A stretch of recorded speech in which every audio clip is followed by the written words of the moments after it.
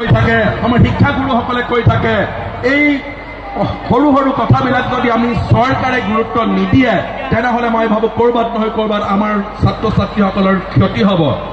কাৰণ যিকোনো কামত, চৰকাৰী কামত আমাৰ শিক্ষাগুৰুসকলক আমি বাৰম্বাৰ কৈ আহিছোঁ যে আমাৰ শিক্ষাগুৰুসকলক নন টিচিং কামত, অৰ্থাৎ পাঠদানৰ পৰিৱৰ্তে অন্য কোনো কামত জড়িত কৰাটো উচিত নহয় শিক্ষাগুৰুসকলক, সেই কথা আমি বাৰম্বাৰ কৈ আহিছোঁ।